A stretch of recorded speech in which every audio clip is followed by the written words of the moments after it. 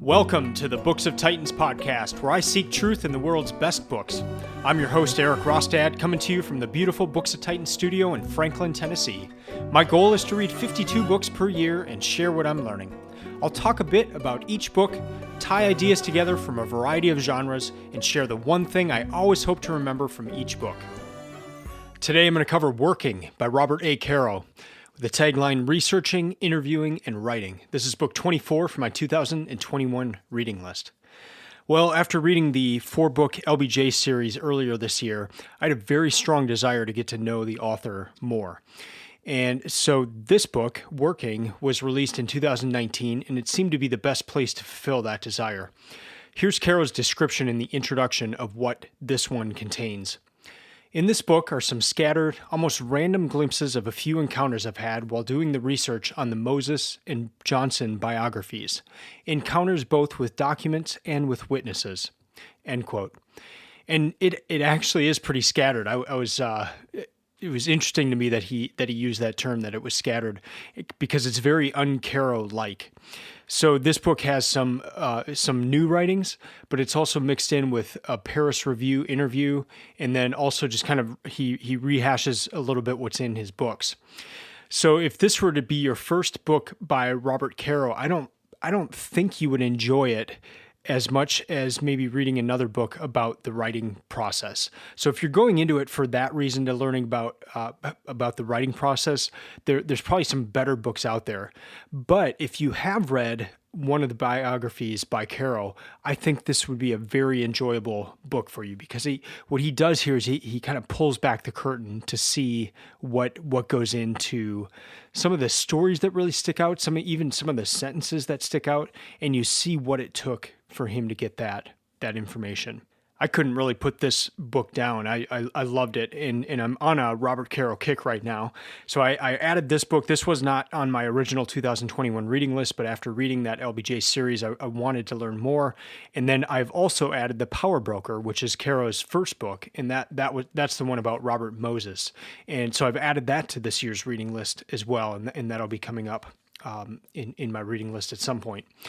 So later in the introduction to this book, Carroll reveals that in addition to continuing his work on the 5th book of the LBJ series, he also plans to write a memoir, and that memoir is going to be a large book.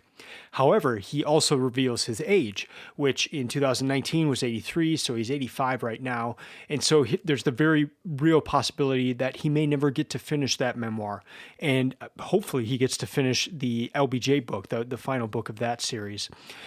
So this one, Working, is a quick book. It's a short book, and it highlights some of his researching, interviewing, and writing processes. So what this book, Working, is that peek behind the curtain.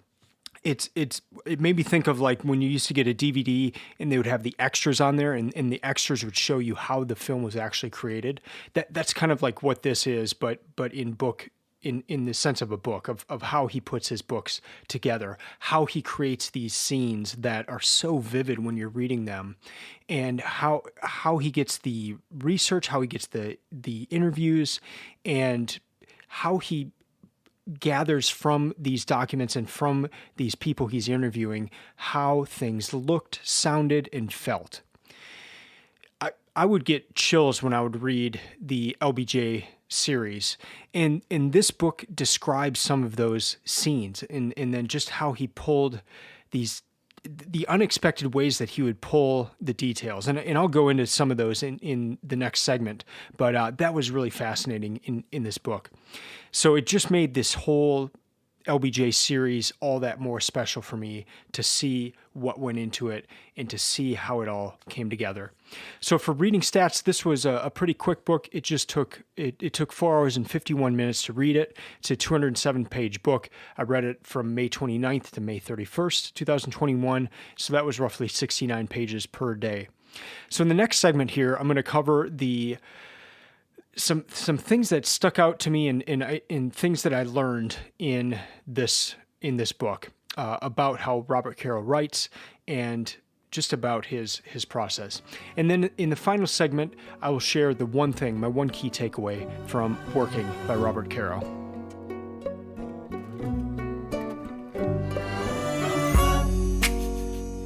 Robert Caro has written 6 books, including this one. The first was The Power Broker, and that was a Pulitzer Prize winner. And that book is about Robert Moses. The next 4 are about LBJ. And then one of those books was also a Pulitzer Prize winner, The Master of the Senate. And then now this book, Working. And then, as I mentioned earlier, he has 2 more that are in the works, the final LBJ book and then this larger memoir. So Caro is interested in political power. It's what drew him to Robert Moses, but there was something unique about Moses' power. And so here's what Carroll says on page 13 of this book. I kept thinking, everything you've been doing is BS. Underlying every one of my stories was the traditional belief that you're in a democracy and the power in a democracy comes from being elected. Yet here was a man, Robert Moses, who had never been elected to anything, and he had enough power to turn around a whole state government in one day. And he's had this power for more than 40 years. And you, Bob Caro, who are supposed to be writing about political power and explaining it, you have no idea where he got this power. And thinking about it later, I realized, and neither does anybody else, end quote. So that's really what got Robert Caro into this. He was doing an interview for a newspaper or in a news piece, and he realized that he did not understand the very thing he was supposed to be writing about. And so the book about Robert Moses is about urban political power within a city. After that, Carroll wanted to write about national political power. So let me read a few sections about in the middle of this book. When I finished that book, so referring to the Moses book, when I finished that book, I knew the one I would like to do next, a book about national political power. And I felt that I had learned that if you choose the right man, you could show quite a bit about power through the life of that man. And then continuing on later, if you choose that man, the man who did something no one else had done and can figure out how he did it, you get insights into the essence of power. So I said, who did something like that nationally? Something that no one had done before. Lyndon Johnson. It was his 6 years, 1955 through 1960, as Senate Majority Leader. For 100 years before Lyndon Johnson, since the era of Webster, Clay, and Calhoun, no one had been able to make the Senate work. As in the 59 years since Lyndon Johnson left the Senate, no one's been able to make the Senate work. But he made it work. During the 6 years of his leadership, in fact, the Senate became the center of governmental ingenuity, creativity, and energy in Washington. End quote. So he chose LBJ because of his Senate years. And I think that is so fascinating because it wasn't because of what LBJ did as president. It's because of his work in the Senate. And you see this, that the Pulitzer Prize winning book of that 4-book series is the Master of the Senate. It's the thing that initially drew Caro to LBJ. So you also see it just in the series as a whole. So going into reading the LBJ series, I assumed that the majority of it would be about his presidency. But in fact, a very small portion of those first 4 books are actually when LBJ is president. The first book deals with his early years. The second book is his first Senate race. The majority of the book is his first Senate race, covers most of the years in the 1940s. And then the third book is his Senate years. And then his fourth book, the fourth book is about the years where he is vice president, and then the first year where he is president after Kennedy is assassinated. So just a very small portion about Kennedy as president, and the 5th book will be majority about his time as president. But Caro is not only interested in political power, he's interested in writing well. And that comprises a large part of this book as well. Just that process of, he believes nonfiction should be written like fiction in the sense that you provide a feeling of place, a sense of place, and you get the reader to see and hear and feel what the protagonist would feel, see, and hear, or what those in the situation would sense. And so his objective is to get away from just the mere regurgitation of facts, but to get you to the place where you are actually feeling what LBJ felt, or you're hearing what he would have thought. And you see this in the way that Caro interviews people. He just keeps asking them over and over, what did you feel? What did you see? What did you hear? And it drives the people crazy that he's interviewing, but he really wants to get in that. And he wants to understand what it would have been like to be there. So I want to read one other quote here. This comes later in the book. If a biographer describes accurately enough the setting in which an action took place, and if he has accurately enough presented the protagonist's character, the reader will be helped to understand the emotions that the setting evoked in the protagonist, and will better understand the significance that the action held for him. End quote. That's just a little preamble into now the other part here of segment 2, where I just want to share 3 overall things that I learned in this book. And the first is that Robert Caro spent 3 years living in the hill country of Texas. Now, if you listen to any of the episodes I did where I covered the LBJ series, one of my main takeaways was from the introduction of the first book, where Robert Caro says that you cannot understand LBJ if you do not understand the hill country of Texas. And then he goes on to, in the whole first section of that book is about the hill country of Texas.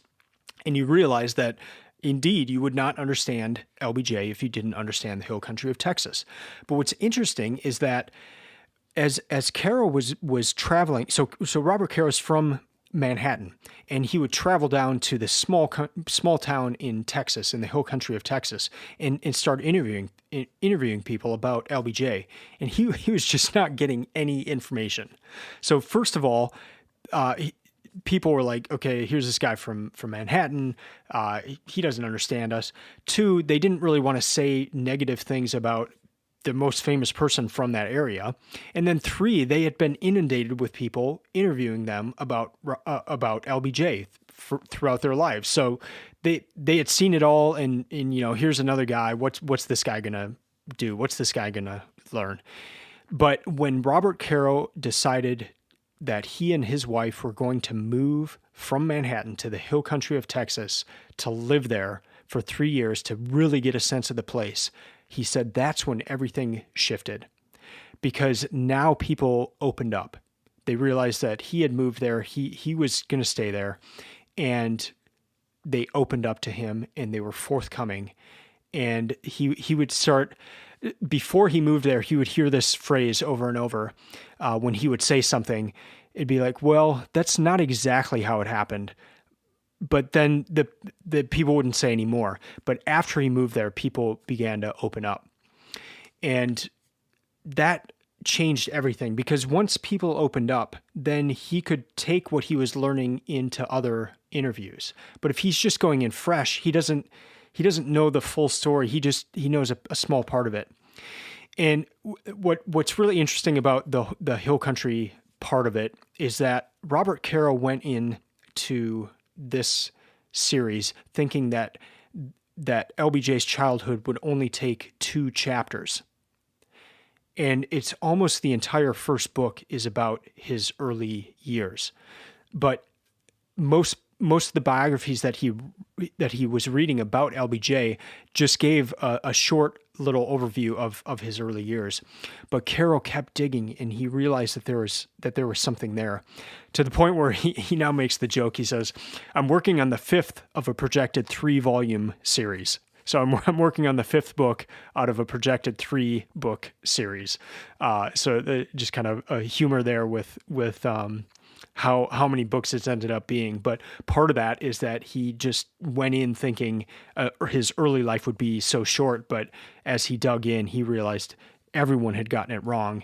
And as people opened up to him, he saw an entirely different side of LBJ, and one that had huge ramifications for understanding the man, to the point where if you knew what actually went on in his early life, it made his latter life and time as president, time as senator, it allowed that to make sense, because you're looking at the same man. It's not that he was one way as a child and then a different way later. You realize that you're looking at the same guy here. Second thing I learned in this book was just the antagonism of the subjects that he was writing about. and then also tied in with the reputation that Carroll got as he wrote more and more. So first, the antagonism. Carroll was just so good at digging deep and finding information that it ended up kind of biting him, because he found out something about Robert Moses, and Carroll had, I believe, 7 interviews with Robert Moses, but he got to the point where he found out about a payment that Robert Moses received. It was $10,000, and Robert Moses didn't think anyone would find out about that. But Caro knew about it, and he brought it up in the most indirect way that he could think of. And all he actually did was mention the person's name who gave him that money. And Robert Moses realized that if Caro knew that person, he likely knew that he had received money from him. And so Robert Moses cut that meeting short, and then he never met with Robert Caro again before passing away. And that was all just by simply mentioning a name. When the book came out, Robert Moses did not like the book. He wrote a thing against it. And so that on Robert Moses' side, he was not pleased with the book. But so Carroll had to work past that. It wasn't like everybody was forthcoming with information. Carroll really had to dig to get the information. So I found that really interesting.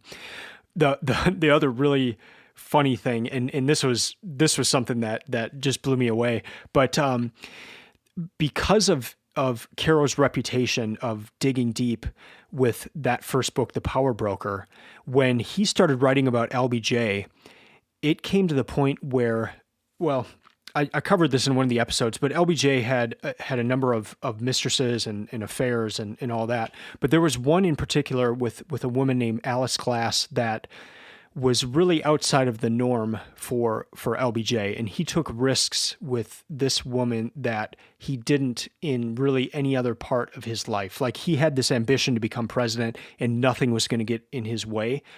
Alice Glass really could have gotten in the way. And I described that in that episode, for the reasons why. But because of how Carroll wrote about Robert Moses in The Power Broker, Alice Glass's sister knew that Robert Caro would find out about Alice Glass in his research about LBJ.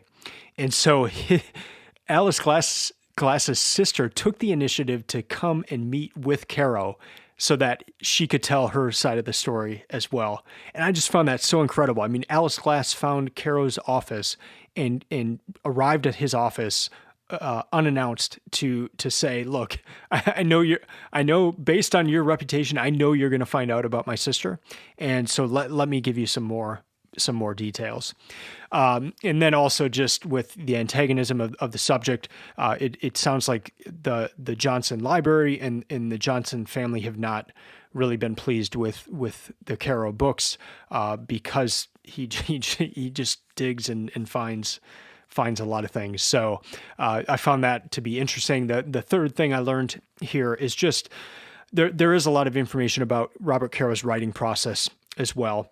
And so I'll just share a few things about that. One, he has one research assistant, and he's had one research assistant his whole life, and that is his wife, Ina.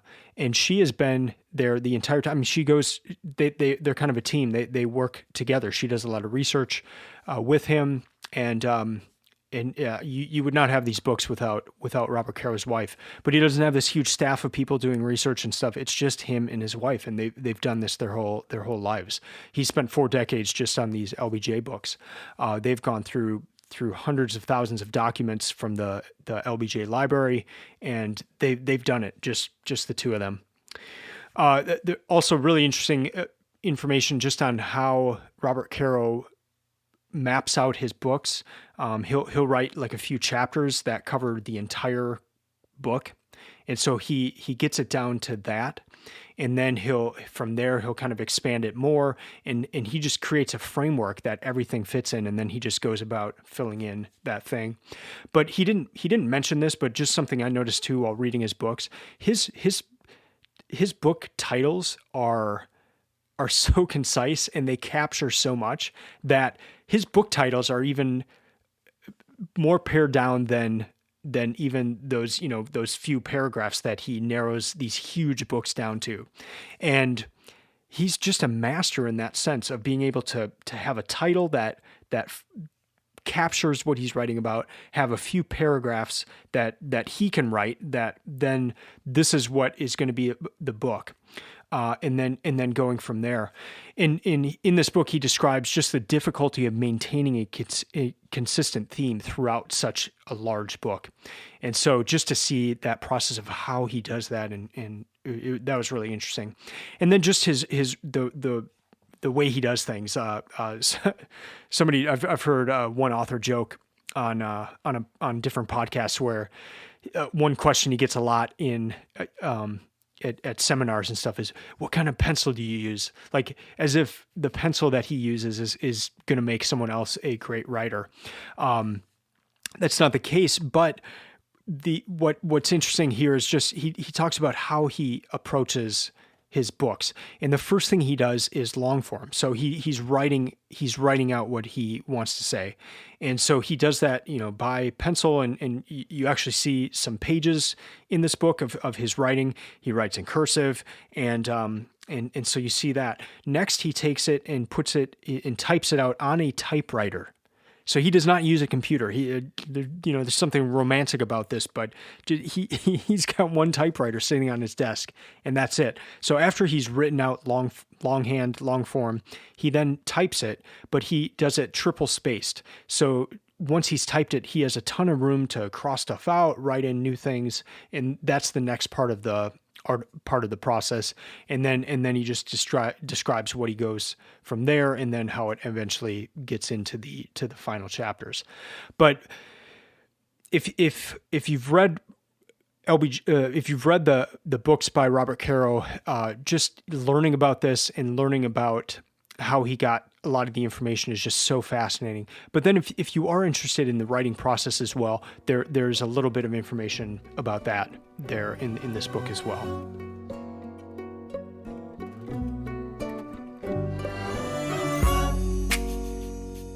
Now into segment 3 and my one key takeaway from Working by Robert Caro. Let me set this up a little bit. LBJ had a brother, Sam Houston Johnson.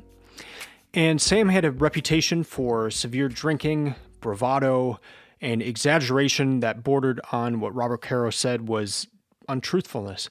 And it was to the point where Robert Caro was meeting with Sam a lot and trying to get good stories from him, but he didn't feel comfortable enough to use anything that he would tell him because he couldn't trust him. And so Sam would tell a story, and it sounded great, but as Robert Caro would interview other people and read documents and different things, he realized that there were a lot of pieces that were incorrect of the story, or it was just plain not true at all. And so Robert Caro his response to that was just not use anything. But fast forward a few years, and Sam Houston Johnson gets cancer, and Robert Caro is in Johnson City, and he's walking around the downtown area, and he runs into LBJ's brother, Sam Houston. After the cancer of Sam's, Robert Caro notices something different about him. So they go get coffee, and the bravado is gone, the exaggeration is gone, and Robert Caro has this idea: what if I can recreate what a dinner scene was like when Sam and Lyndon were growing up? What if I could recreate that and get Sam to open up? And instead of the exaggeration, instead of the untruths, instead of trying to make his brother seem bigger and greater than he was, what if just going back to that childhood and those dinners would spark something in Sam's mind? And so that's what Robert Caro had in mind. He actually got it to where they could go into their childhood home, and he recreated that dinner scene. And let me just read what happens next here. Sitting there against the wall, I felt I was getting closer to the heart of Lyndon Johnson's boyhood. And when finally, after quite a long time, Sam Houston had stopped talking and was sitting quietly, very quiet and still, so still that I felt that he was in the grip of memory as true as it could be after all these years, I said to him, "Now, Sam Houston, I want you to tell me again all those wonderful stories about Lyndon. when you both were boys. The stories you told me before. Just tell me them again, with more details." There was a long pause. I can still see the scene, see the little, stunted, crippled man sitting at the long plank table, see the shadows in the room, see myself, not wanting to move lest I break the spell, sitting there with my notebook against the wall, saying, "Tell me those wonderful stories again." "I can't," Sam Houston said. "Why not?" I asked. "Because they never happened." I don't think there was a pause after that. In my memory, without a pause from Sam Houston or a question from me, he simply started talking. My notes tell me he began by saying no one really understood what happened when Lyndon went to California, and related incident after incident, anecdote from Lyndon Johnson's youth. And end quote. He keeps going there, but the point is that Carroll recreated that scene, and man, just that powerful statement of asking Sam, "Tell me these stories again. Tell me these stories you've been telling me over all these years."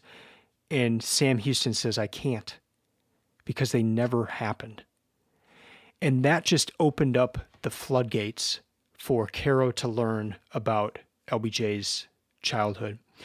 And having read that book and then reading this, you understand that had Caro not opened that floodgate, we would not have a lot of the information from that book.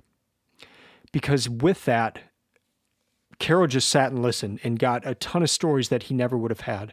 But then that also armed Caro with additional information to where next time he's interviewing someone else that knows about that knows LBJ from childhood, he can ask them about those stories. So it opens up all these different avenues for Caro to go down. And it wouldn't have happened if he didn't have that foresight to just try a different way to get Sam to tell these stories, and for the stories not to be the untruth, but to tap into something to get the true story. This book is full of scattered stories like that. Caro has this rule that he will only use what he has in writing or is corroborated from interviews. So to see the ways in which he obtained some of this information is just truly astounding, and it makes me appreciate the LBJ series that I've read. It just makes me appreciate that so much more. And I can't wait to read the Robert Moses book, The Power Broker. So to recap, my one thing is just that of how Caro was able to get this information, and that story about Sam Houston in particular it's just so powerful.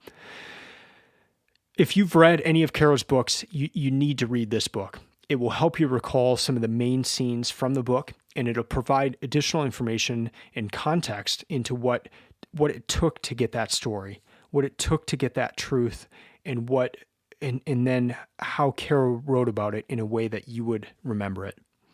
If you're like me, Caro's writing stood out to you.